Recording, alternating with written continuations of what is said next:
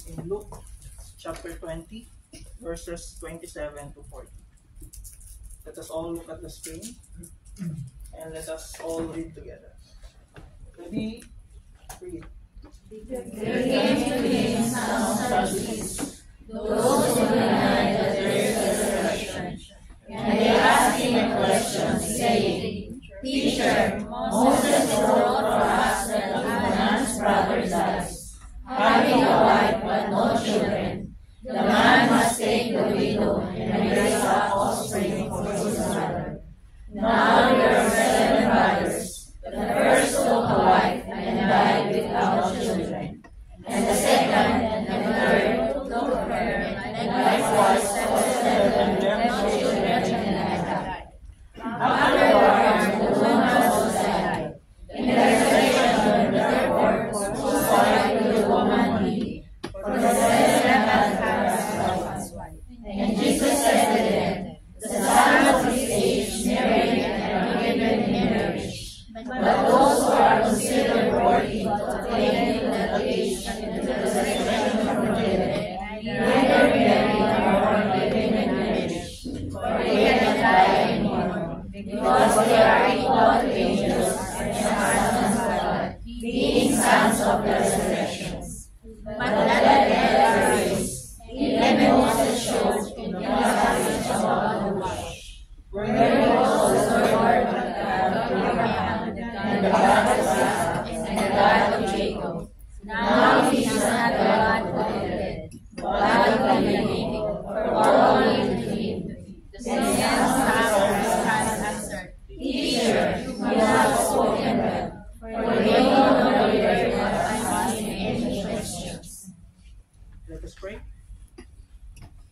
Dear Heavenly Father, we are thankful and grateful po sa privilege na muli mong ibinigay sa amin sa kabila ng mga pang-araw-araw na gawain ng aming Ama. You are giving us this special day to be gathered in the place that you have chosen to meet with you, to continuously express our humble worship to you, for you are worthy to be worshipped and to be praised. Thank you, Heavenly Father. And as we continue to gather and as we continue to worship, may you lead us in studying your words. Only by your grace we could truly understand these marvelous things that you want us to understand. That's why we humbly pray, may you give us the capability to understand these marvelous things, Father, na maintindihan talaga namin ito sa aming puso at mamayani ito sa aming buhay para sa ikararangal ng pangalan mo, aming Amang Diyos. Salamat po sa inyo. Sa ilang namin ito pinagkakatiwala, paintulot mo nawa aming Ama, na sa kalinawan ng iyong salita, lahat nga kami mahababa at ikaw lamang ang siyang mataas at maparangalan sa amin pong harapan, sapagkat ikaw lamang ang karapat-dapat sa lahat. We are thankful, we are grateful, and this we humbly pray with the help of your Holy Spirit, in Jesus Christ's mighty name. Amen. Amen. Nakaupo na po tayo lahat.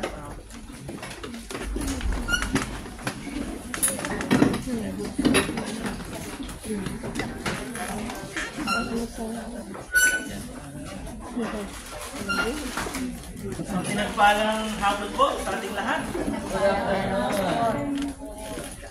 Pinagpala ka ba ngayong hapon? Yes! Tanungin mo yung katabi mo, kapatid. Pinagpala ka ba ngayong hapon?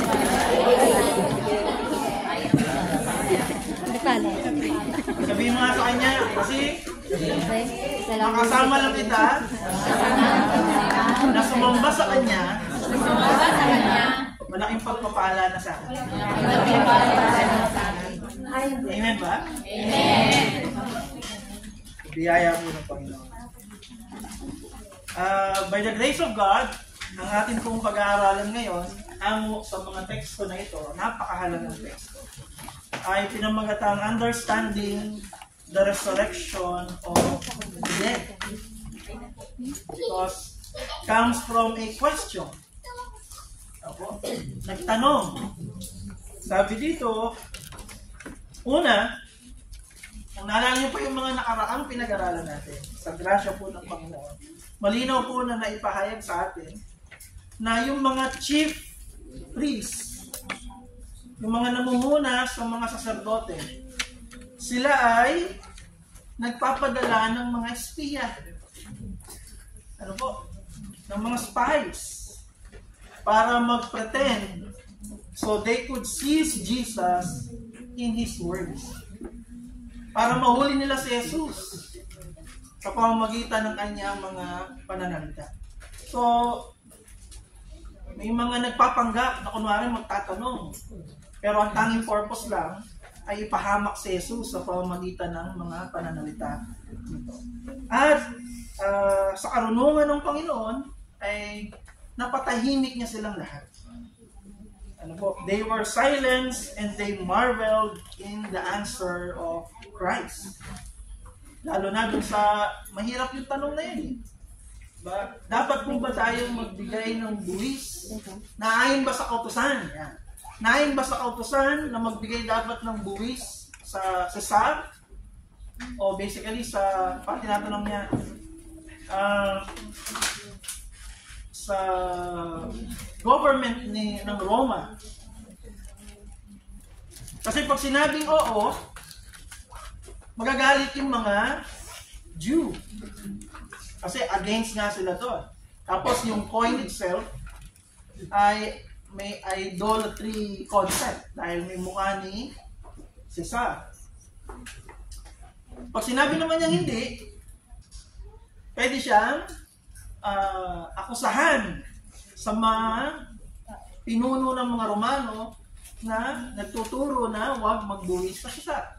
So, akala ng mga spiya, huli na si Lord. Parang gano'n. Huli na to. Pero they marvel on the answer of Christ. Ang sinabi ng Panginoon, bigyan niyo ako ng isang denaryo.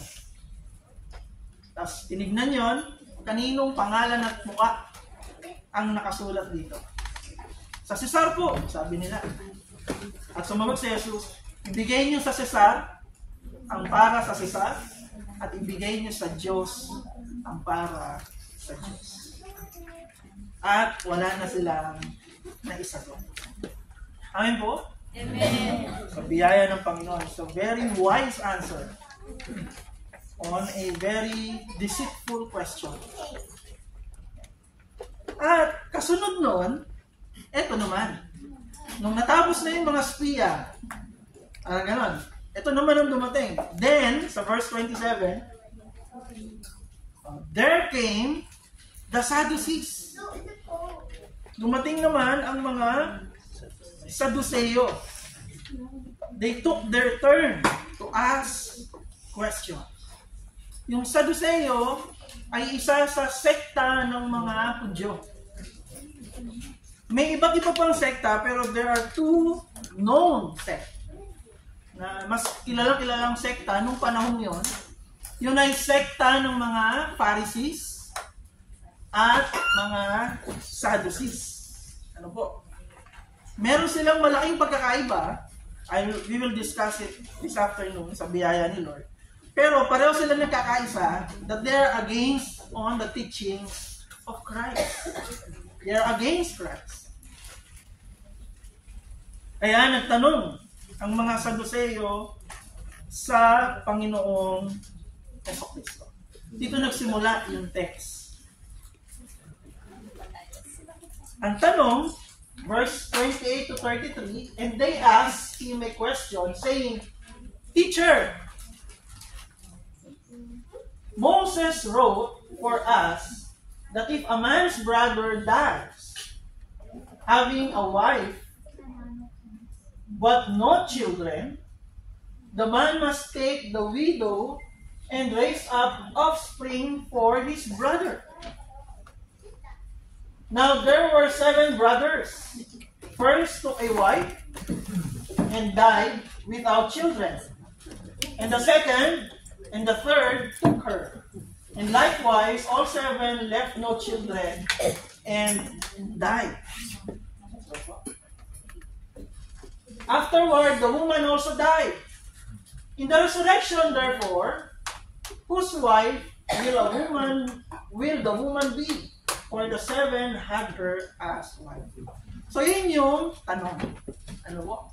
At dito po sa mga talatang ito, meron po tayong tatlong point of discussion.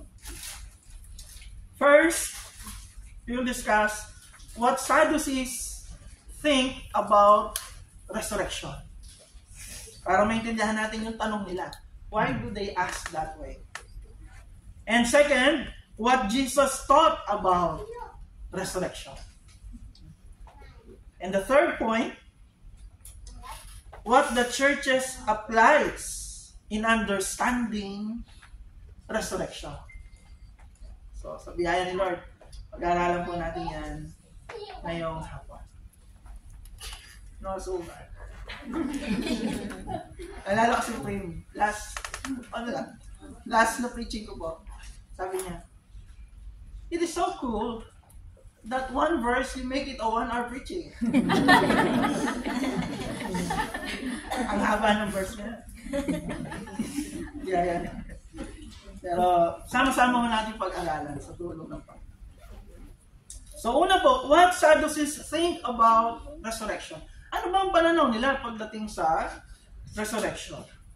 Gaya ng sabi ko kanina, isa itong sekta ng mga Hudyo at kilala as a sect na hindi stricto. Hindi sila stricto pagdating sa mga traditions. Unlike nung Pharisees, ang mga Pharisees naman sobrang strict pagdating sa traditions.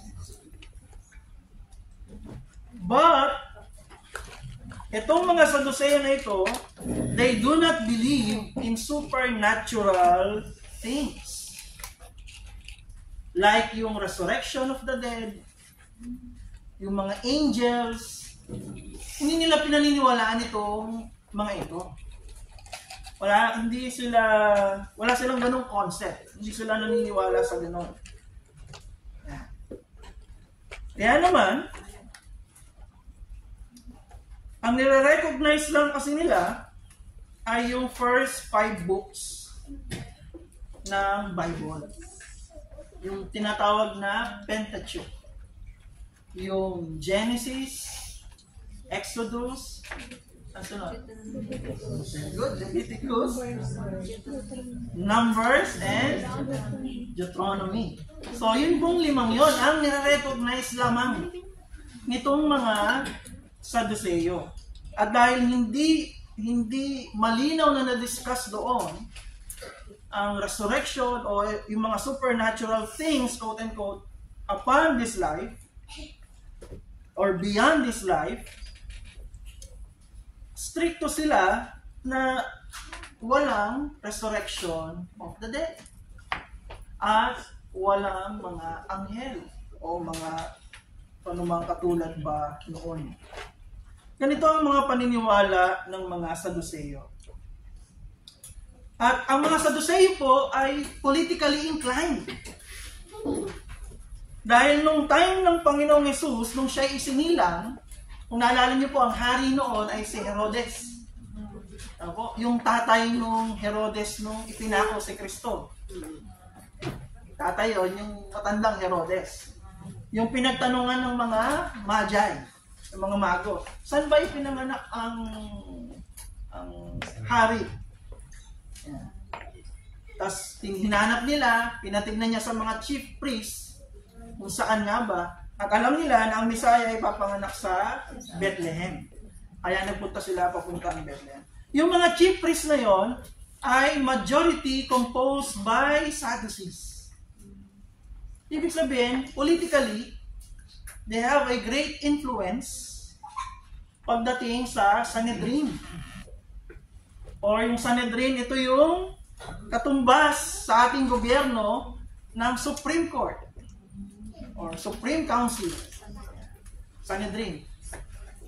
Ito po yung sekta ng mga Sadduceo.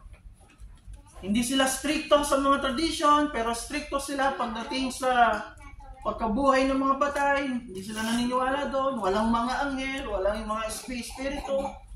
At politically, in position sila. They are influential. They are mga aristocrat nung time na yun. Mga mayayaman sila. Mga kilalang pamilya ang bumubuo ng mga Sadduceo. At kinote nila sa tanong na ito yung Deuteronomy 25 na iniutos kasi ni Moises kasi noon mahalaga ang genealogy. Sabihin nyo nga, genealogy. Genealogy. Ano po yung genealogy? Ibang gene yung genealogy, yung mga lahi. Ano po? Yan. Parang si Pastor Joseph, ang anak niya si Primo, ang anak ni Primo ay si Segundo. Mahalaga po sa kanila yun. To prove that they are lahi ni Abraham. Sabihin, mahalaga sa kanila itong mga genealogy. Ngayon, ang command sa Deuteronomy 25, pag ang mag-asawa, pag namatay yung lalaki na walang anak, kailangan yung sumunod na kapatid na lalaki, kailangan niyang pakasalan yung asawa nung namatay niyang kuya. Nang sa ganon, yung unang anak nila ay hindi anak nung nakababatang kapatid. Kikilalanin yon as anak nung kuya. Okay po? Para yung lahi ng kuya niya magtutuloy-tuloy. Nakuha niyo po yung concept? Ganun yung konsepto po noon. Kaya yan yung utos. Ngayon, ginamit ngayon yung utos na yon ng mga Sadducees para siluin ng Panginoong Hesus. Sabi nila, so sa utos na ito, minsan po may 7 magkakapatid na lalaki. Namatay yung panganay, walang anak. Pinakasalan ngayon ng pangalawa, wala pa ring anak. Nung pangatlo, walang anak. Pangapat, hanggang sa ikapito, puro walang anak. Namatay sila lahat. Tapos huli-hulihan, namatay din yung babae. So sino po ngayon ang asawa niya pagdating sa muling pagkabuhay? Ganun yung tanong nila. Okay po? Ngayon, sa tanong na yon, makikita natin yung attempt nila para i-corner si Christ na as if they're implying na yung magulo yung turo na yan ng resurrection of the dead. Kasi kung ganyan, edi ang gulo, sino asawa nun? Sino asawa? Yun ang, kasi nga wala silang tamang concept of resurrection of the dead. Amen po? Amen. Dahil wala silang tamang concept, ang result, yung mga tao, magulo din ang even yung tanong o yung kanilang pananaw patungkol sa resurrection of the dead. Amen? Amen. Ulitin ko po dahil wala silang tamang konsepto ng resurrection of the dead, kaya ang kanilang pananaw patungkol sa muling pagkabuhay ay magulo din. Same thing na kung ang isang tao walang tamang konsepto ng muling pagkabuhay, ay tiyak na magiging magulo din ang kanyang pananaw. Amen po? Amen. Ang gulo. Ano ba yung resurrection? Hindi dahil di maayos sa biyaya ni Lord, if I may use the term, dahil hindi biblical, dahil hindi biblical, ang gulo tuloy. Hindi mo malaman kung nagparamdam ba talaga si Lola, pumasyal ba talaga, nag-amoy kandila, ano ba talagang, ang gulo tuloy. Mami, ayoko na tumira dyan, 100,000, may nagbumultong yung kaluluwa nung dating nakatira na namatay dahil nagkasakit sa, lahat na kung ano-ano ng concept, magulo tuloy. Dahil hindi alam, hindi naunawaan, ano nga bang mangyayari pagkatapos mamatay. Ano nga bang mangyayari pagkatapos mamatay? Tanungin mo yung katabi mo. Ay mga, may idea ka ba? Natanong niyo na po, may idea ka ba? Sabihin mo, ba't di mo sinishare? Amen po mga kapatid. So kita niyo po, yun ang situation ng katanungan ng mga Saduseo. Amen? Amen? Punta tayo ngayon sa sagot ng Panginoong Jesus. Point number 2, what Jesus taught about resurrection. Anong tinuro ng Panginoon patungkol sa muling pagkabuhay? So sa tanong nila na yun, mga kapatid, so after mapangasawa lahat, nung 7 magkakapatid, sino ngayon ang asawa ng babae sa muling pagkabuhay? Anong sagot ng Panginoong Jesus? Kung sabi niya,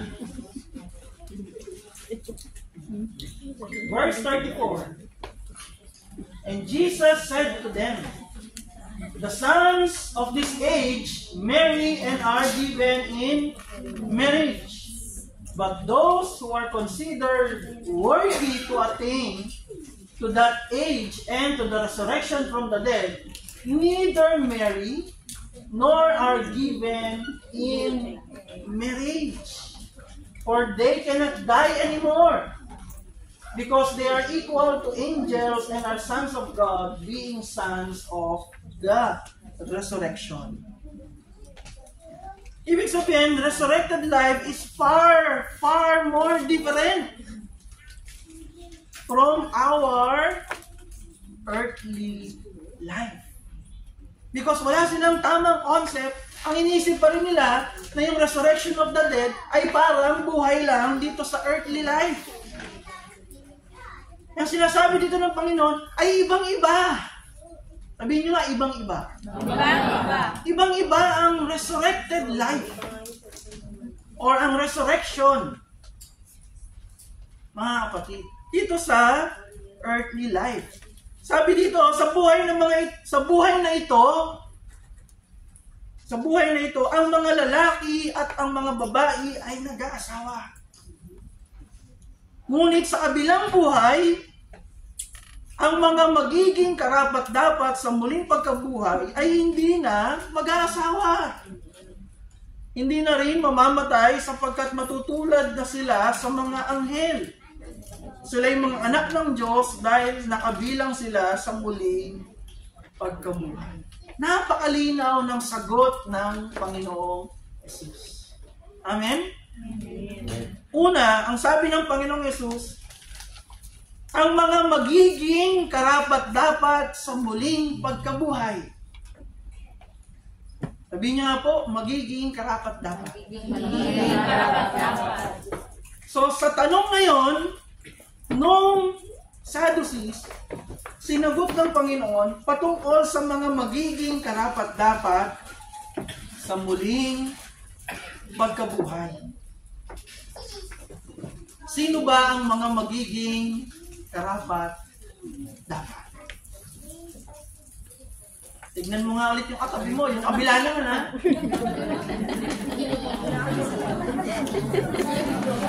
Ayaw nila kami. Sino ba? Sino ba ang mga magiging karapat-dapat? Basahin po natin. 1 John chapter 5, verse 11 to 13. 1 John chapter 5, verse 11 to 13. Ang sabi po ay ganito, at ito ang patotoo, ipinagkaloob sa atin ng Diyos ang buhay na walang hanggan, at ito'y makakamtan natin sa pamamagitan ng kanyang anak. Ang sino mang pinananahanan ng anak ng Diyos ay mayroong buhay na walang hanggan. Ngunit, ang hindi pinananahanan ng Diyos ay hindi makakaranas ng buhay na walang hanggan. Isinusulat ko ito sa inyo upang malaman ninyong kayong sumasampalataya sa anak ng Diyos ay may buhay na walang hanggan. Amen? Amen. Sino po ang karapat-dapat? Sino ang karapat-dapat sa muling pagkabuhay? Ang mga sumasampalataya. Sabi niyo, sumasampalataya. Ang naniniwala at nagtitiwala sa katotohanan tungkol kay Kristo. Ang nagsisi at tumalikod sa kanyang kasalanan dahil naunawaan nila ang kabanalan ng Diyos. At ang ginawa ng Panginoong Jesus. Pinaniwalaan nila ito at pinagtiwalaan ng lubusan. Sila po ay may buhay na walang hanggan. Ang sabi sa Efeso chapter 1, verse 3 to 6. Basahin din po natin mga kapatid. Ang sabi po ay ganito, purihin ang Diyos at Ama ng ating Panginoong Jesucristo. Pinagkalooban niya tayo ng lahat ng pagpapalang espiritual at makalangit dahil sa ating pakikipag-isa kay Kristo. Bago palikhain ang sanlibutan, pinili na niya tayo upang maging Kanya sa pamamagitan ng ating pakikipag-isa kay Kristo. Upang tayo'y maging banal at walang kapintasan sa harap niya dahil sa pag-ibig ng Diyos. Tayo'y kanyang pinili upang maging anak niya sa pamamagitan ni Jesucristo. Iyan ang kanyang layunin at kalooban. Purihin natin siya dahil sa kanyang kamanghamanghang pagkalinga sa atin sa pamamagitan ng kanyang minamahal na anak. Amen. Amen. Sila po ang karapat-dapat sa muling pagkabuhay. Sino po yun? Yung mga totoong nagsisi at nanampalataya kay Kristo na pinili na ng Diyos mula pa ng likhain ang sanlibutan. Amen. Amen. Ang sagot ni Kristo sa mga Saduseyo ay para sa mga ito. Sa mga pinili ng Diyos. Sila po ang may buhay na walang hanggan doon sa kalangitan.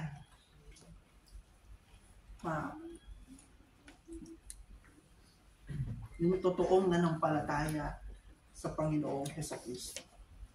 Dahil nung una pa lang, pinili na sila. At sa buhay na walang hanggan na ito, o sa muling pagkabuhay na ito, ay hindi na sila mag-aasawa. Kung nandito nga asawa nyo, sulyapan nyo nga.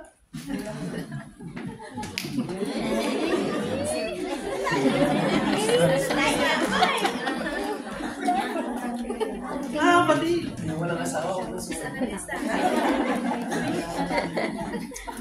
Sabi mo ng Panginoon, hindi na sila mag-aasawa. Because the chosen ones, those who will be resurrected, for us, we wouldn't have earthly needs anymore. Hindi na yun yung concept. Hindi yung pagdating sa langit ay papahinga ka na lang, hindi ka nang papapagod, hindi na sakit ng katawan mo, hindi ka nakakain, hindi ka na magugutom. It's not the earthly concept. But it's a very different one. Because on the resurrection of the dead, it will all be about Christ. Amen po. Amen. Hindi na yung earthly concept natin na gusto ko. O ganito, o ganyan, itong susuot. Hindi na, it will be very different.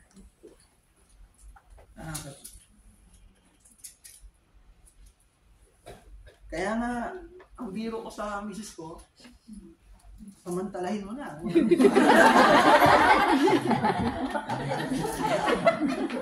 Because this is the grace of God for you to have a partner to live with as He wants us to do His will in our lives. Habang tayo na. Kaya tayo may asawa. Kasi may gustong gawin ng Panginoon sa pamamagitan ng buhay natin.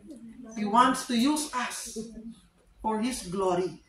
And for us to be able to do that, He gave us a partner in life. Para magawa natin pareho, namin pareho, niyo pareho, ang kalooban ng Panginoon. Amen po? Amen. And once it is done in this life, pagdating doon, iba na. It will be more glorious.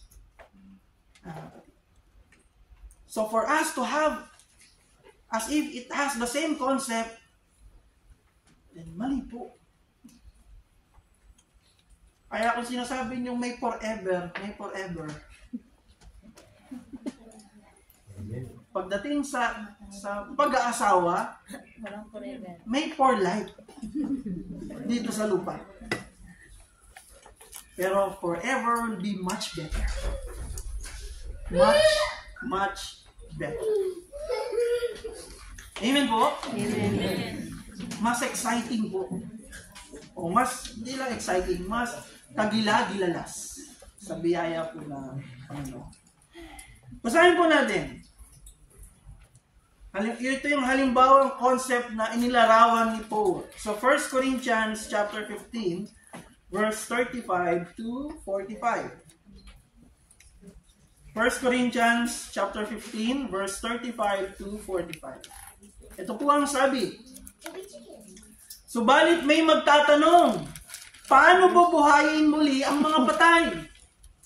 Ano ang magiging uri ng katawan nila?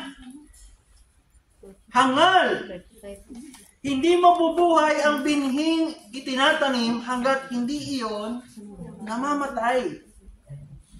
At ang itinanim ay hindi halamang malaki na, kundi binhi tulad ng butil ng trigo o ng ibang binhi.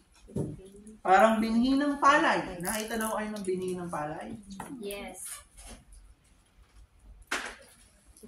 O halimbawa na lang, buto ng mangga.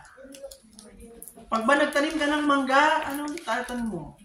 Diba yung buto? Tapos, malalagay siya sa lupa, mabubulok yung buto at magkakaroon ng puno. Ang Diyos ang nagbibigay ng katawan ng binhing iyon ayon sa kanyang kagustuhan. Bawat binhi, binigyan niya ng angkop na katawan. At hindi pare-pareho ang laman ng nilikhang may buhay. Iba ang laman ng tao, iba ang laman ng hayop. Iba ang sa mga ibon, iba ang sa mga isda. May mga katawang panlangit at mayroon namang panlupa. Iba ang kagandahang panlupa at iba ang kagandahang panlangit. Iba ang liwanag ng araw, iba ang liwanag ng buwan, at iba rin ang liwanag ng mga bituin. Sapagkat maging ang mga bituin ay magkakaiba ang liwanag. Ganyan din sa muling pagkabuhay. Ang katawang inilibing ay mabubulok, ngunit di mabubulok kailanman ang katawang muling binuhay. Pangit at mahina ng ilibing, maganda at malakas kapag muling nabuhay. Inilibing na katawang panlupa, muling mabubuhay bilang katawang panlangit. Kung may katawang panlupa, mayroon ding katawang panlangit. Ganito ang sinasabi sa kasulatan. Ang unang tao, si Adan, ay nilikhang binigyan ng buhay. Ang huling Adan ay espiritong nagbibigay buhay. So ang unang Adan ay si Adan, ang huling Adan ay si Kristo. Amen po. Iba ang concept ng muling pagkabuhay. Iba ang katawan. Pagdating sa muling pagkabuhay, wala nang kalungkutan. Dahil iba. Iba po. Hindi ito katulad natin ngayon na mabubuhay lang ng napakatagal. No, it will be different. It will be different. Kaya hindi na mag-aasawa. Mga kapatid. Kaya wala na yung mga hangarin ng ating kalamnan. Iba na pagdating doon. Dahil ang katawan natin ay hindi na katawang makalaman, kundi katawang panlangit na. Amen? Kung paanong iba yung buto sa malaking puno, kita niyo po yung difference? Ganon din ang difference ng katawang panlupa sa katawang panlangit. Napakalaki ng pag-aiba. Amen? Amen. At hindi na rin mamamatay sapagkat matutulad sila sa mga anghel. Sila'y mga anak ng Diyos dahil sila'y nakabilang sa mga muling binuhay. We will be same with angels. May kapareho tayo ng mga anghel. Sabi ng Panginoon, sa muling pagkabuhay. Kung naalala nyo, again, yung mga Saduceo, hindi rin naniniwala sa mga anghel. Kaya binigyan din ng Panginoon. Ganito sa muling pagkabuhay. Pag muling binuhay ang isang tao, pag siya'y karapat-dapat para sa muling pagkabuhay, siya'y magiging katulad na ng mga anghel. Hindi na siya mamamatay. Kailan? Ang sabi sa 1 Corinthians 15, verse 46 to 54. Basahin po natin. Ang sabi po dito, ngunit hindi nauna ang panlangit. Ang panlupa muna bago ang panlangit. Ang unang Adan ay mula sa lupa, si Adan. Sapagkat nilikha siya mula sa alabok. Ang pangalawang Adan, ang Panginoong Hesus, ay mula sa langit. Ang katawang panlupa ay katulad ng nagmula sa lupa. Ang katawang panlangit ay katulad ng nagmula sa langit. Kung paanong tayo'y naging katulad ng taong nagmula sa lupa, itong katawan natin, matutulad din tayo sa taong nanggaling sa langit. Sa ating Panginoong Jesus. Ito ang ibig kong sabihin, mga kapatid. Ang binubuo ng laman at dugo ay hindi maaring makabahagi sa kaharian ng Diyos. At ang katawang panlupa ay di maaring magmana ng buhay na walang hanggan. Isang hiwaga ang sinasabi ko sa inyo. Hindi lahat tayo'y mamamatay, ngunit lahat tayo'y babaguhin.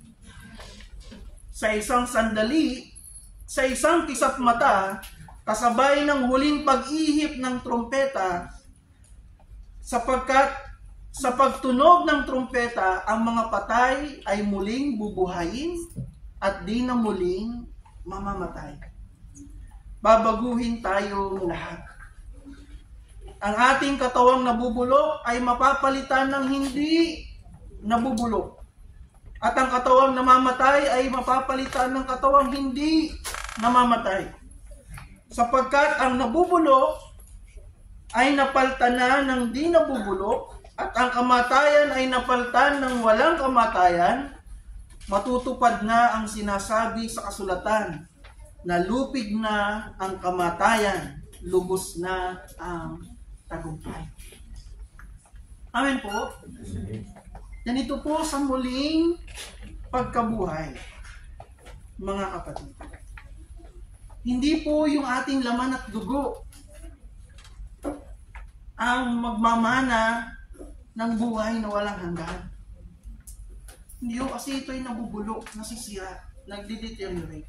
Mapapalitan po ito ng katawang panlang. Amen? Amen. Hindi na masisira, hindi ka na kailangan mangamba kung pumuputi na yung buhok mo. Hindi na. No? So, sabi kanina ng asawa ko, nanggigigil ako dati sa puting buhok. Bunutin mo nga. Sabi ko rin, nanggigigil din ako sa puting buhok ko, bunutin mo nga. Sabi niya, hindi na pala ako manggigigil.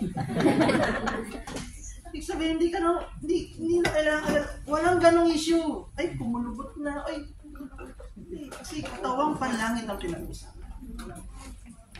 Itong mga bagay na ito ay nakikita natin pansamantala lamang. Kaya sinabi rin sa mga talata, hindi ito ang ating tunay na buhay. Meron tayong inaasahan. Amen po. Tignan din natin sa Pahayag chapter 7, verse 9 to 12. Pahayag chapter 7, verse 9 to 12. Ang sabi po ay ganito. Pagkatapos nito ay nakita ko ang napakaraming tao na di kayang bilangin ninuman. Sila'y mula sa bawat bansa, lahi, bayan at wika. Nakatayo sila sa harap ng trono ng kordero, nakadamit ng puti at may hawak ng mga palaspas. Sinasabi nila ng malakas, ang kaligtasan ay nagmula sa kordero at sa ating Diyos na nakaluklok sa trono. Tumayo ang lahat ng anghel sa palibot ng trono. Gayon din ang mga pinuno at ang apat na nilalang na buhay. Sila'y nagpatira pa sa harap ng trono at sumamba sa Diyos. Sinasabi nila, Amen. Sa ating Diyos ang papuri, kaluwalhatian, karunungan, pasasalamat, karangalan, kapangyarihan, at lakas magpakailanman. Amen. Kapatid, ito po ang muling pagkabuhay. It's all about God. It's all about worshiping Him. It's all about having the greatest joy of being with Him forever. Amen po. Yun po talaga yun. Singing praises to Him. Having the privilege in worshiping Him equally with the angels. Mga kapatid. Having the privilege na magpatira pa sa harapan ng trono ng Diyos na buhay. Mga kapatid, this is the resurrected life na ating inaasahan. We could only imagine. Dahil iba talaga yung konsepto na meron tayo dito sa lupa. And this is far, far more better pagdating sa langit. Kapatid, as we read the scriptures, ito ang ating inaasahan. Wala nang kalungkutan. Walang paghihirap. Di kasi ang usapan na dito, ang Panginoong Diyos nasa harapan mo mismo. Worshiping Him. Enjoying His presence. Glorifying Him on what He has done. Ang kaligtasan ay nagmula sa kordero at sa Diyos na nakaluklok sa trono. It's all about God. Amen po. Sapagkat ang lahat ng ito, lahat ng pagnanasa dito sa lupa, lahat yan lilipas. At tuluyan ang mawawala.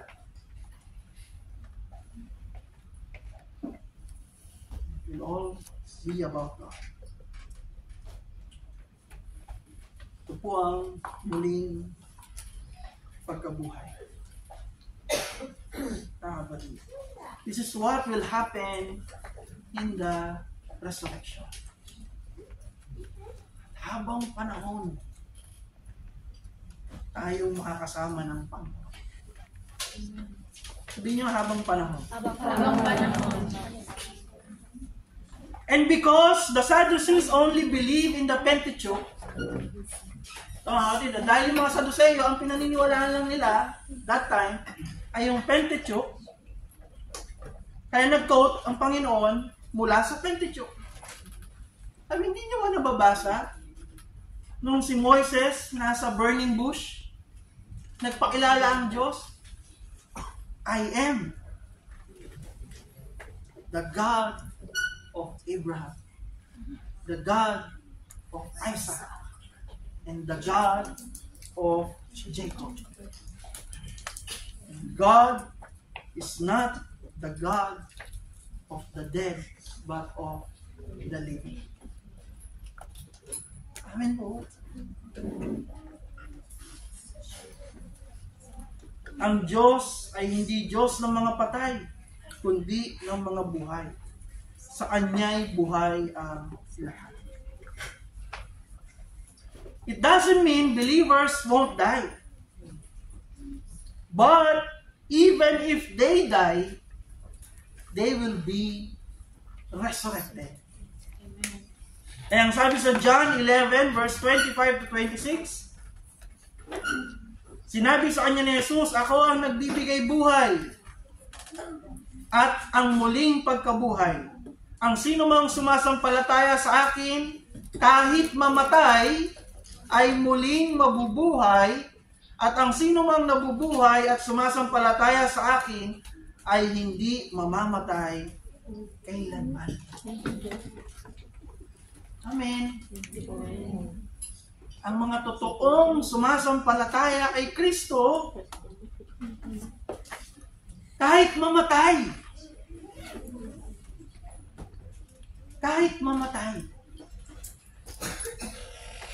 sila'y muling bubuhay.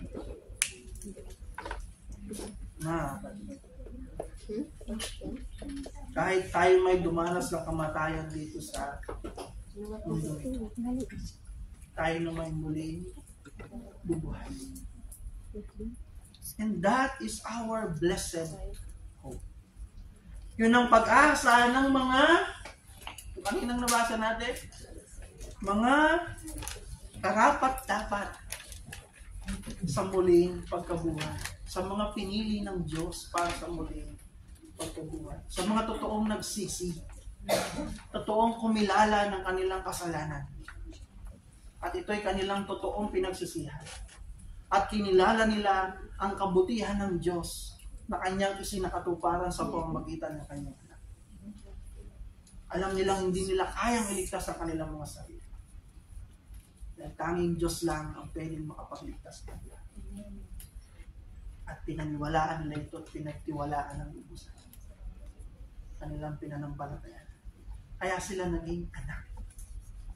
Kaya nila mamanahin ang lahat ng ipinangako ng Diyos. Amen po. Amen. Now, on the third point, what the churches applies in understanding resurrection. Kung ito ang resurrection, malinaw na ipinahayag ng Panginoon sa mga Saduseyong, mali ang konsepto ninyo. Dahil nakapako ang inyong concept sa buhay na ito. To think na kailangan pagdating sa langit, dahil wala kayong tamang idea, ang iniisip niyo tuloy, pag muling binuhay, kailangan may asawa ka pa ulit. Kailangan yung mga nararanasan mo dito sa lupa, maranasan mo pa ulit. For you to be truly happy in the resurrected life, kailangan yung nagbibigay sa iyo ng happiness dito sa lupa, maranasan mo rin doon. Well, it's very different. It is very different. Doon, hindi mo kailangan ng mga likes, ng mga views, ng mga, ano pa man, hindi. Hindi affirmation ng tao, kailangan ang hanap-hanapin mo doon, kundi tanging ang glory ng Panginoon. Wala ko kayo doon. Yun. Amen po mga kapatid. So after ipaliwanag ito, at naunawaan din ng mga alagad ng Panginoon, so what does the church applies on understanding these truths? So scripturally speaking, so ito pala ang resurrection of the dead, mga kapatid.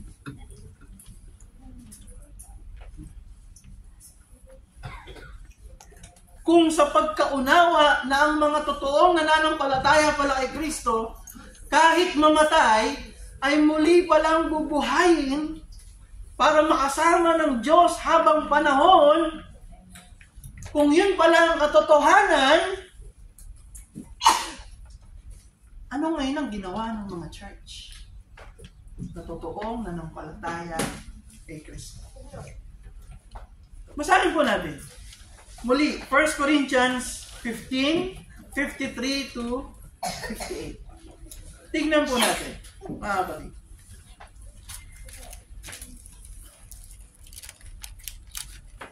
Ang sabi po dito, ang ating katawang nabubulok ay mapapalitan ng hindi nabubulok. At ang katawang namamatay ay mapapalitan ng katawang hindi namamatay. Kapag ang nabubulok ay napalitan na ng di nabubulok, at ang may kamatayan ay napalitan na ng walang kamatayan, matutupad na ang sinasabi sa kasulatan, nalupig na ang kamatayan, lubos na ang tagumpay. Verse 55, nasaan o kamatayan ang iyong tagumpay?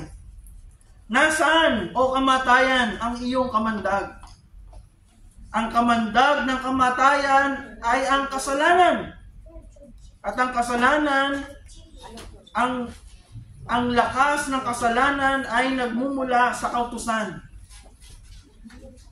Magpasalamat tayo sa Diyos sapagkat tayo'y binibigyan niya ng tagumpay sa pamamagitan ng ating Panginoong Hesukristo. Kaya nga, mga minamahal kong kapatid, magpakatatag kayo at huwag matitinag. Maging masipag kayo sa paglilingkod sa Panginoon dahil alam ninyong hindi masasayang ang inyong paghihirap para sa Kanya. Amen. Amen. After teaching these truths, na dahil sa inyong pananampalataya, yung katawang nabubulok, papalitan ng hindi nabubulok. Katawang namamatay, papalitan ng hindi namamatay. Sa pamamagitan ni Kristo, magkakaroon kayo ng tagumpay. Kaya kamatayan, nasa lang yung tagumpay? Wala na. Amen po. Ang kamandag ng kamatayan ay kasalanan. Pero dahil kay Kristo, napawi ang ating kasalanan. Kaya wala na ang kamatayan. Meron tayong buhay dahil sa tagumpay ni Kristo. Amen?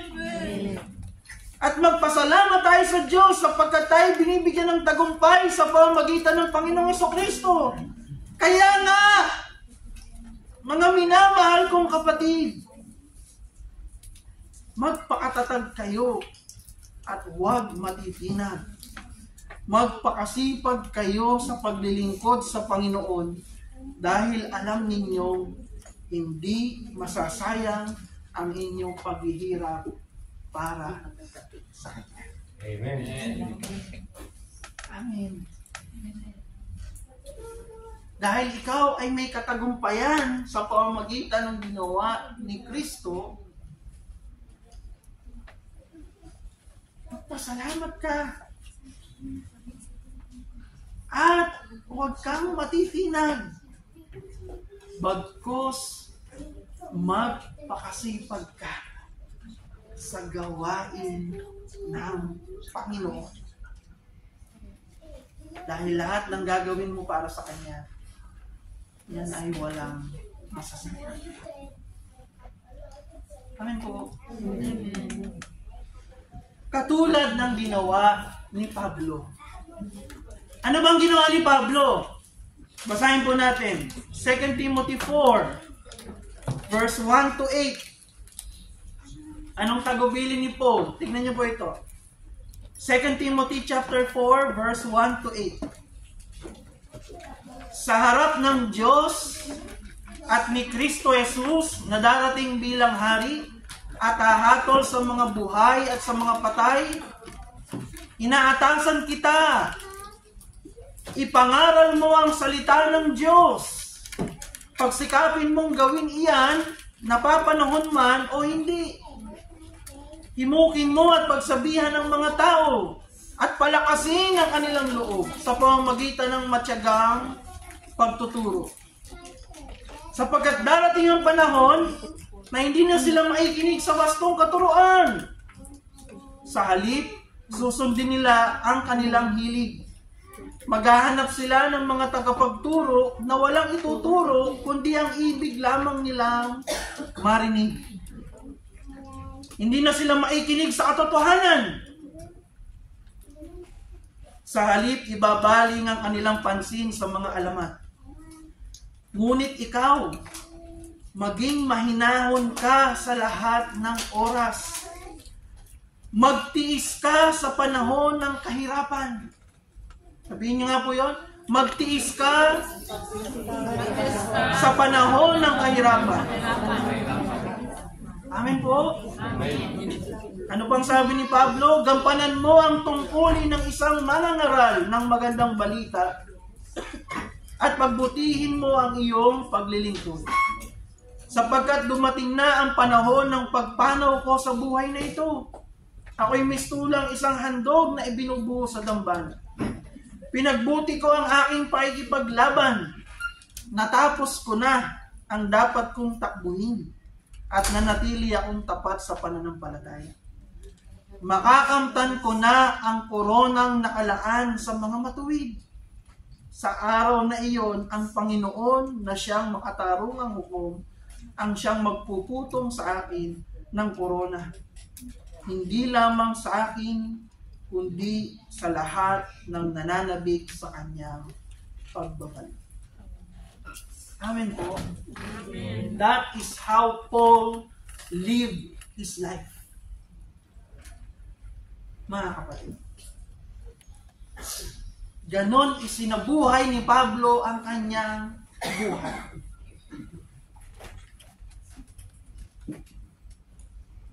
Ipinangaral niya ang mabuting balita. Napapanoon man o hindi. Bakit? Kasi siya'y handa. 2 Timothy chapter 2 2 Timothy chapter 4. 2 Timothy chapter 3, sinabi doon,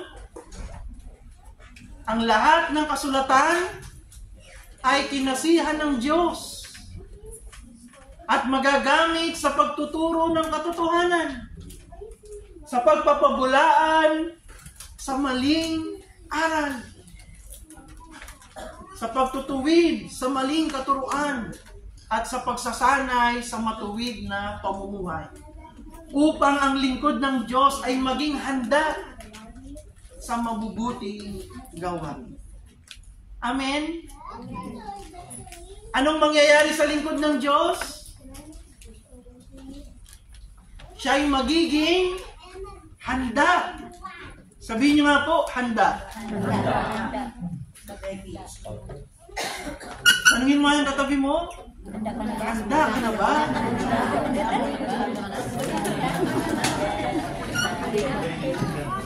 Mga kapatid, dahil sa pamamagitan ng kasulatan, tayo ay magiging handa upang ipangaral, ipakilala ang Panginoong Hesus, napapanoon man o hindi. Yung sitwasyon man ay handa o hindi, dahil handa ka, kaya mong ipakilala si Kristo. That is how Paul lived his life. Kung anong kalooban ng Panginoon sa buhay niya, pinagbutihan niya ang pagtakbo. Nagpakasipag siya sa paglalingkod. He ran the race.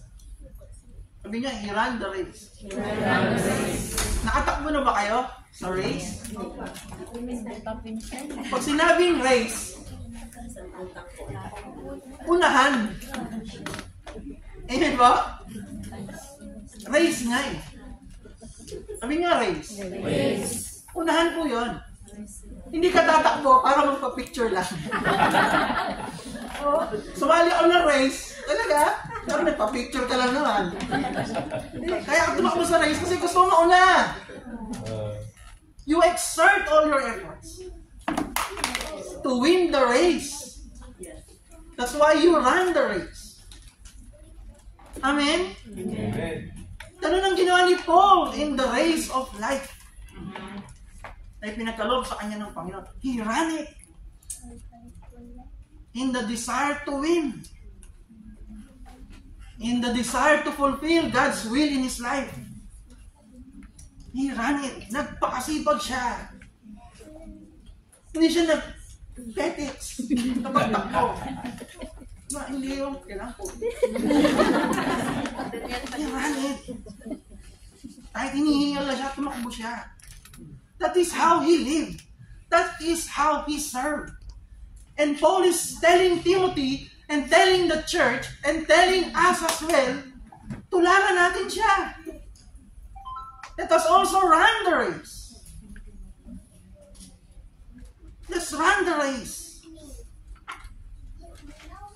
Let's keep the faith. Dahil alam natin hindi masasayang ang ating pagpapagal para sa Panginoon. Because clear kay Paul na merong resurrection. Clear sa church ang kanilang pag-asa na kahit magpakapagod ka kakatakbo dito, hindi masasayang lahat ng yan. Kasi alam nila ang pag-asang meron sila sa ginawa ni Kristo para sa atin. Amen. For His glory. Amen po. This is how the church applies this truth. Truth na hindi naintindihan ng mga Saduseo at ipinaliwanag ni Kristo. Amen. From people who doesn't have concept about resurrection of the dead. Magulo para sa kanila. Ano yung resurrection of the dead yan? Pag may asawa kang 7. Hindi mo, pag may 7, nagkaroon ng isang asawa pa lang. Hindi asawang 7 So, ano ba yung resurrection of the dead? Paano pag ganito?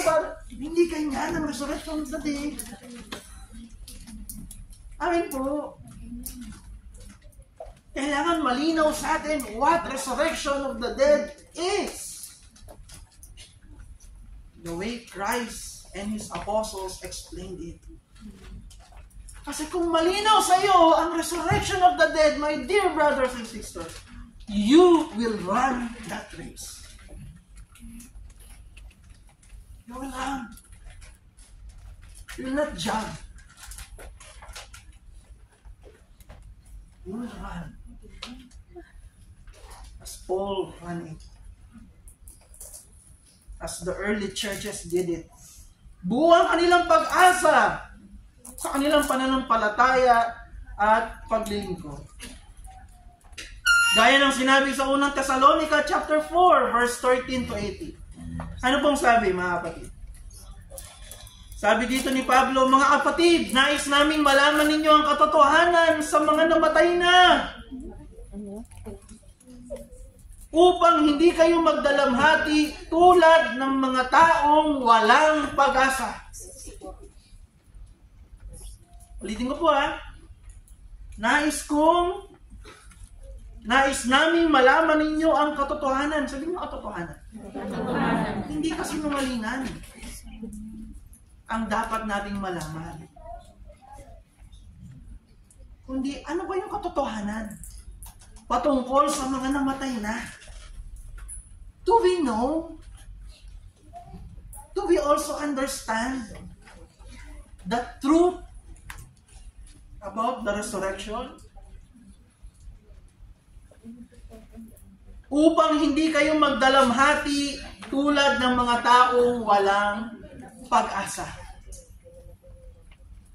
Kasi, pag hindi malinaw sa iyo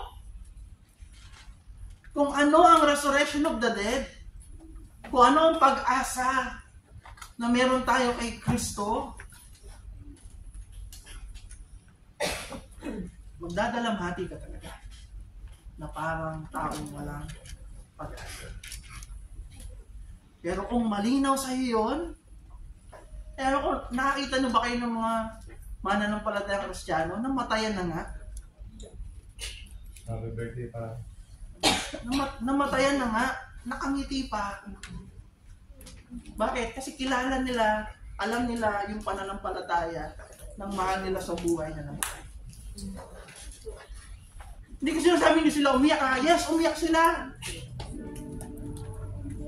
Pero hindi sila nanatili sa pagdadalamhati. Gaya ng mga taong walang pag-asa. Because they understand what resurrection of the dead is. Amen po? So, biyahe Lord, very exciting, lalo pag pinag-aralan na natin patungkol sa rapture, sa final judgment, nakaka-excite. Darating po tayo dyan. Pero ngayon, resurrection of the dead muna ang pinag-usapan natin. Na mga may pananampalataya pala, mabubuhay pa muli. Amen po. Amen. Kaya ang sinasabi dito ni Paul ang katotohanan tungkol sa pagkabuhay ng mga namatay. Upang ang mga taong nananampalataya kay Kristo ay hindi magdalamhati gaya ng mga taong walang pag-asa. Because we must understand our hope in Christ. Kapatid. Dahil naniniwala tayong si Jesus ay namatay at muling nabuhay, naniniwala din tayong bubuhayin ng Diyos ang lahat ng nanamatay na sumasampalataya kay Jesus upang isama sa Kanya. Lahat ng namatay na nananampalataya kay Kristo ay bubuhayin muli ng Diyos. Ito ang katuruan ng Panginoon. Sinasabi namin sa inyo. Tayong mga nabubuhay pa, tayong mga natitira pa hanggang sa pagparito ng Panginoon, ay hindi mauuna sa mga namatay na. Sa araw na yon, kasabay ng malakas na utos ng tinig ng arkanghel at ng tunog ng trompeta ng Diyos, bababa ang Panginoon mula sa langit. Ang mga namatay na sumasampalataya kay Kristo ay bubuhayin muna. Pagkatapos tayo namang mga buhay pa at natitira ay titipunin sa halapaap kasama ng mga binuhay upang salubungin ng Panginoon sa himpapawid. Sa gayon, makakapiling natin siya magpakailanman. Kaya nga, palakasin ninyo ang loob ng bawat isa sa pamamagitan ng mga aral na ito. Because they understood this truth, they encourage one another. Amen po. And it applies to everything. Kung maunawala natin sa biyaya ni Lord, sa biyaya ni Lord, nahihirapan ka ba ngayon? Huwag kang mag-alala, may buhay na walang hanggan na.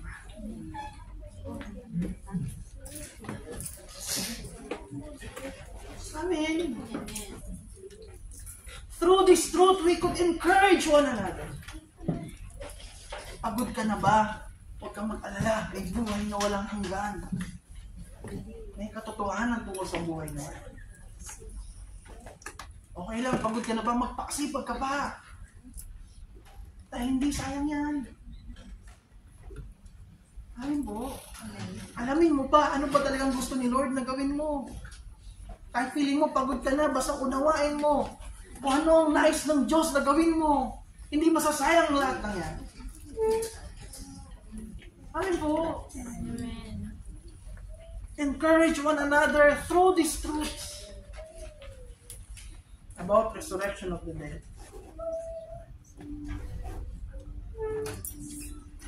Ang sabi sa 1 Corinthians 15, 19 to 20. Mga kapatid. 1 Corinthians 15, 19 to 20. Kung ang pag-asa natin kay Kristo ay para lamang sa buhay na ito, tayo na ang pinakakawawa sa lahat ng tao. Ngunit ngayong si Kristo ay muling binuhay, ito'y katibayan na muling bubuhayin ang mga patay. Amen? Amen. Amen po. Amen. Kung ang pag-asa natin kay Kristo ay para lang sa buhay na ito, tayo na ang pinakakawawa sa lahat ng tao. Tayo na.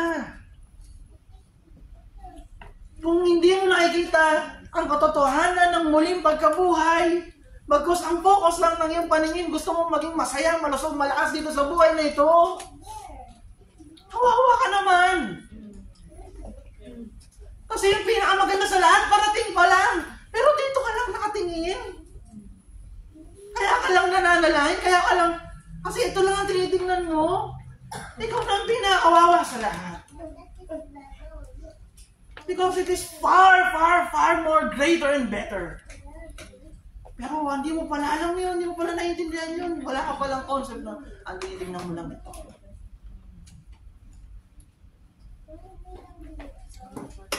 Ikaw na ang pinakawawa. Sabi ng kasulatan. Amen. The point is, my dear brothers and sisters, make sure you do not miss what is the resurrection of the dead. What is the truth about this matter? Huwag kang papayag na hindi mo naintindihan. Huwag kang makontento na, tagal-tagal naman ni pastor. We must understand, ano ba ito? Nagmula daw ito kay Kristo. Ano ba yung ginawa ni Kristo? Bakit ba tayo binigyan ito? Because the opposite of the everlasting life with God is an everlasting life in hell.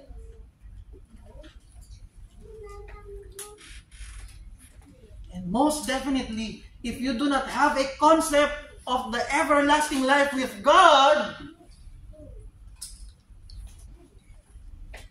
malamang sa malamang,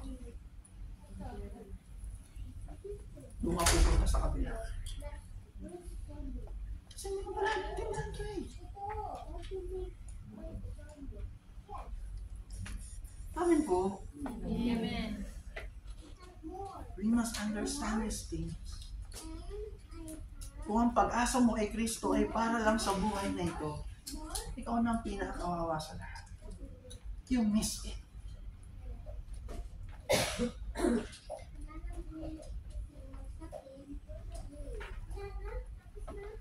Having a desire in the everlasting life is having a desire with the everlasting God.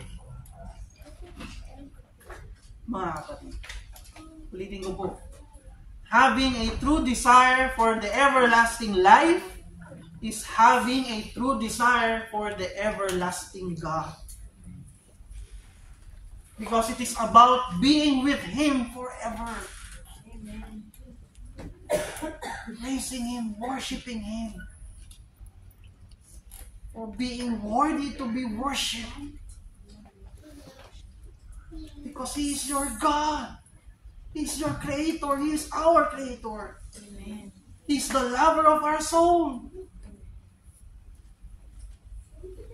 Nilikha ka niya para sa napakagandang purpose. Siya ang kalahat-lahatan, having the desire to be with Him. Because of what He has done. Through what He has done for us.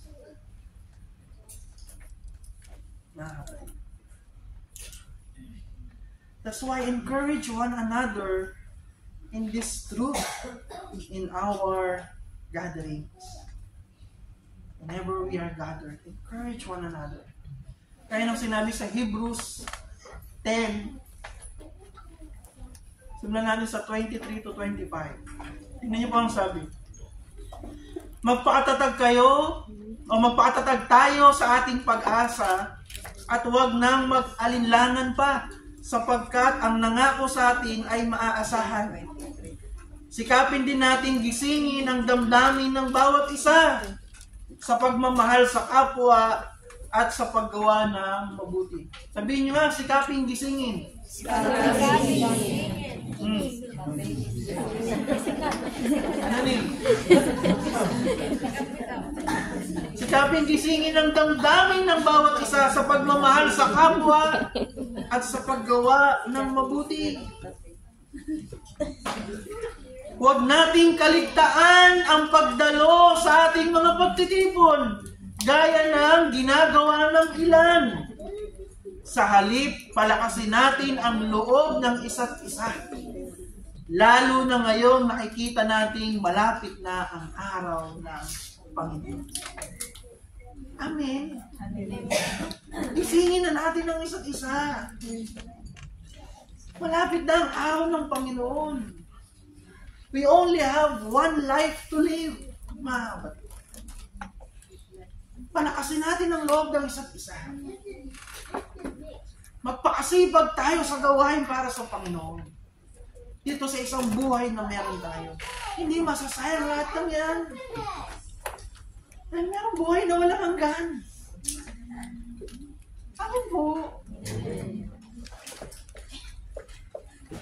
Ang sabi sa Mateo 28:18 to 20, lumapit si Jesus at sinabi sa kanila, ibinigay na sa akin ang lahat ng kapangyarihan sa langit at sa lupa. Kaya habang kayo'y humahayo, gawin ninyong alagad ko ang mga tao sa lahat ng bansa. Bautismohan ninyo sila sa pangalan ng Ama at ng Anak at ng Espiritu Santo. Turuan niyo silang sumunod sa lahat ng iniutos ko sa inyo. Tandaan ninyo, ako'y laging kasama ninyo hanggang sa katapusan ng panahon. Amen. Magpakasipag tayo sa gawain.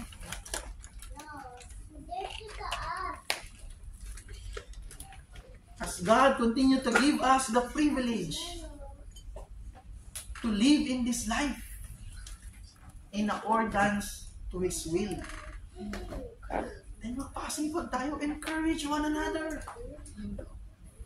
Sa ating mga pagtitipon, palakasin natin ang loob ng isa't isa. Dahil this privilege only lasts for such a time habang nabubuhay ka dito sa mundo. So encourage one another. Palakasin natin ang pagpakasipag tayo. Sa pagdalo, sa pagsaserve, sa paglilingkod, sa lahat ng pwede natin gawin base sa pinapagawa ng Panginoon. Because the harvest is plenty. Malaki ang bukiring. At kakaunti ang mga tagapag-anak. Tuloy tayong manalangin na magpadala ang may-ari ng mga tagapag-anak.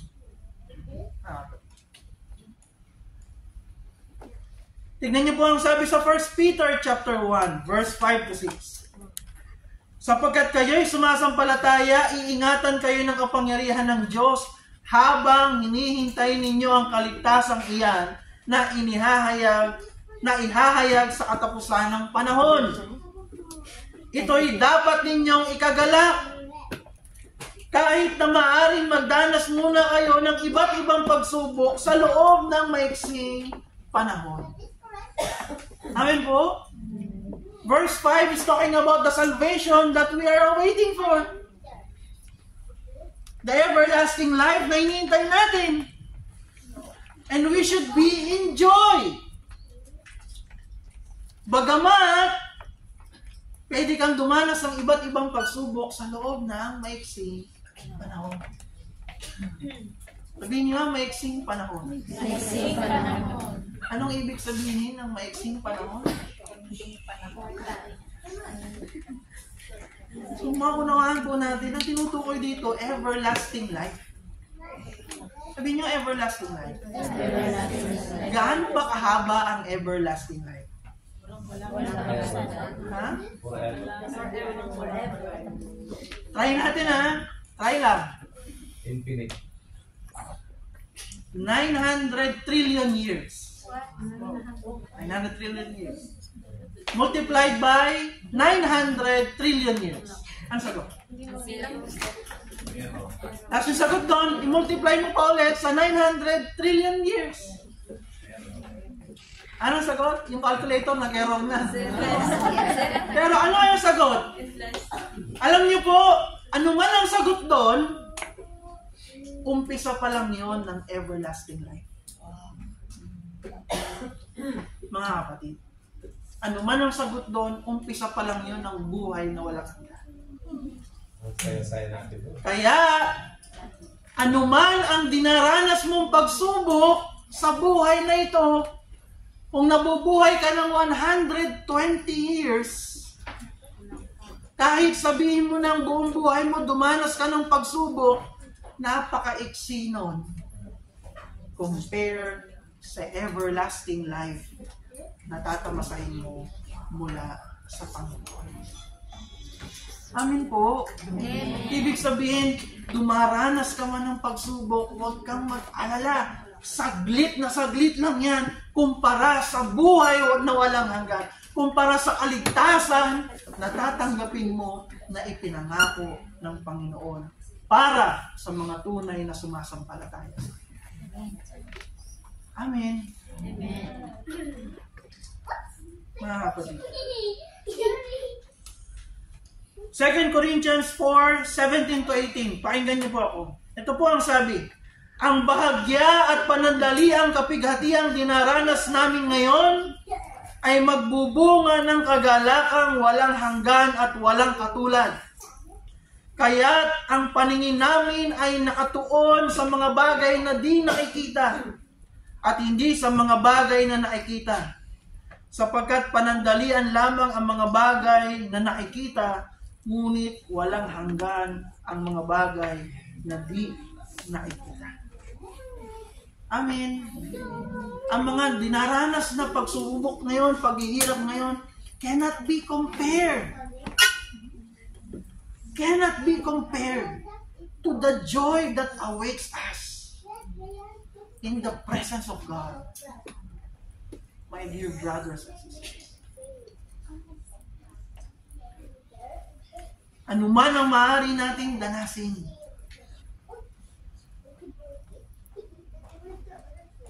dumanas ka man ng persecution, dumanas ka man ng pagtitiis, dumanas ka man na pinagtatawanan ka ng iba, Amen.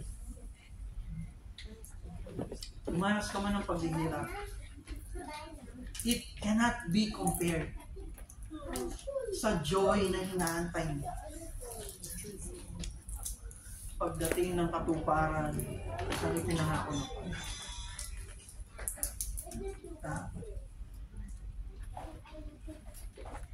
Yung mga churches noong una, they did all these things for the glory of God.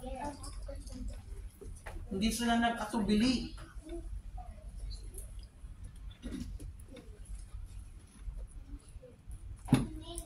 All of the apostles died because of the gospel. Maliban lang kay John. Pero all his life, dumana siya ng paghihirap because of the gospel. Many were beheaded. Many were crucified. Some are fed to the lions. Many are burned alive. Pero it's okay with them. Simple lang yung bargain. Just deny Jesus Christ. Just deny Him. Kill me now, sabi ng mga alagad. Burn me alive. Take my head.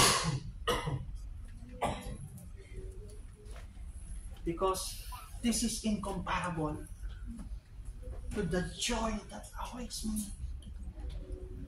Because they understand that those who repented and put their faith in Christ awaits the glory from God, the joy from God, the glory of God.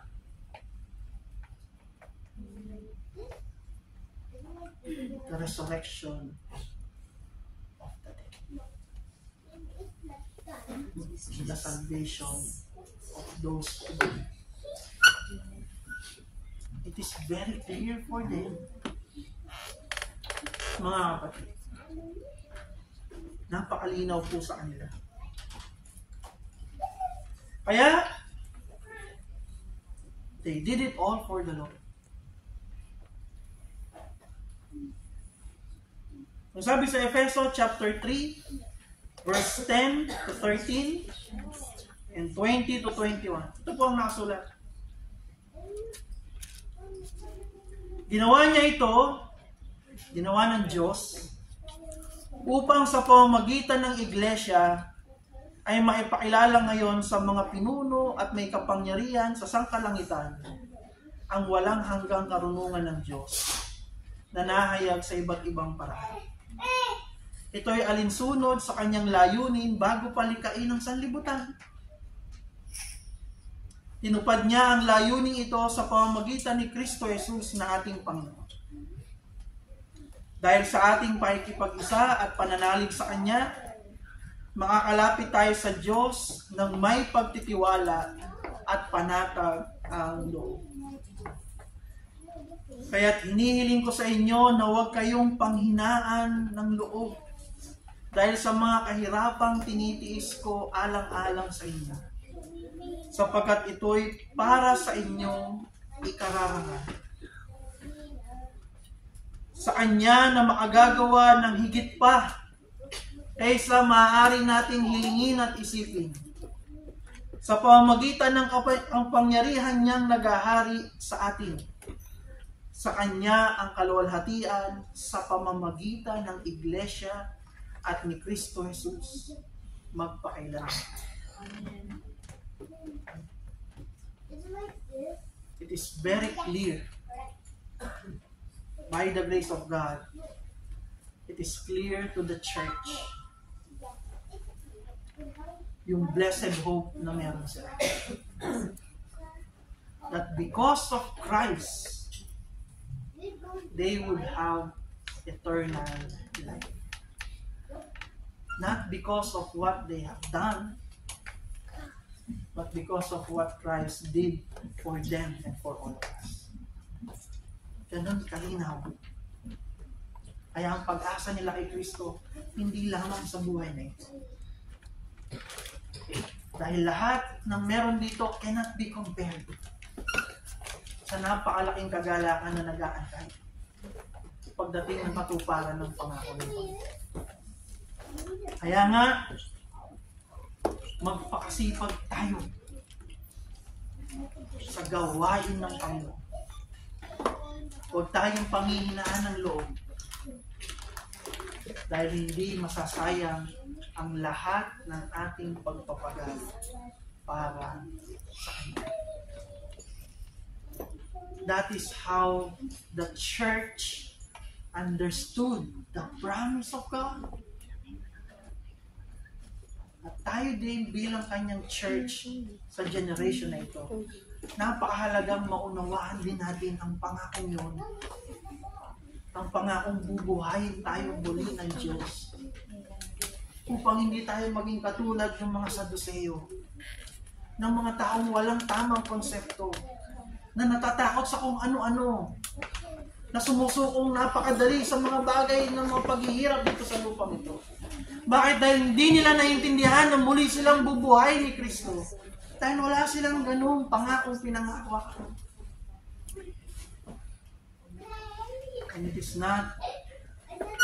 should not to be with us. Kailangan malinaw ang pag-asang pinangahawakan natin. Amen po? Biyaya po ng Panginoon Ito po ang mensahe ni Lord para sa atin.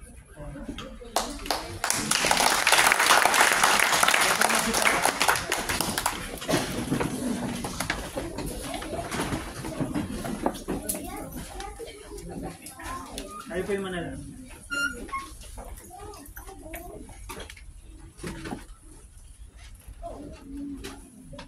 Ama naming Diyos na banal at makapangyarihan sa lahat, ipapasalamat po kami sa iyo sa pribilehiyong ito na muli mong ibinigay sa amin magkasama-sama upang sambahin ka sa Espiritu at katotohanan. Salamat po aming Ama sa patuloy mong pagtuturo po sa amin lahat, sa patuloy mong pagpapaalala. Heavenly Father, it is only by your grace and your grace alone that we could truly understand these things. Tulungan mo po nawa kami. May you move in a very special way ayon sa iyong kalooban. Tulungan mong maunawaan namin ang mga hiwagang ito, Panginoon, upang aming malakaran ng buong tapang ang nais mong aming lakaran. Matakbo namin ang paligsahan. Matakbo namin sa hangaring maipanalo ang race na ito for your glory and your glory, Heavenly Father. Maintindihan namin na hindi kami sumusuntok sa buwan, hindi kami sumusuntok sa hangin, kundi malinaw ang pangako mo sa amin. Ito ang nais mong aming gawin. Tulungan mo nawa kami, maintindihan namin. At kami naman, bilang yung iglesia, maingat na maibigay namin sa iyo ang lahat ng kapurihan, karangalan at kaluwalhatian. Salamat po sa inyo, aming Amang Diyos. Ito po ang samot dalangin namin sa iyo, sa tulong po ng banal mong Espiritu, at sa tanging pangalan po ng aming Panginoong Jesucristo. Amen. Amen. Ang minamahal kong kapatid, ang pag-ibig at ang pagkalinga mula sa ating Ama ay sumainyong. At ang biyaya at kapayapaan mula sa ating Panginoong Jesucristo ay sumainyong lahat. At ang presensya, pagpapala mula sa banal na Espiritu ng Diyos ay sumaatin ng lahat. At tayo naman, bilang kanyang pamilya, bilang iglesia niya sa lugar na ito, sama-sama nating ipagsigawan na tanging sa Diyos lamang ang lahat ng kapurihan, karangalan at kaluwalhatian. Ngayon at magpakailan pa man. Amen. Amen.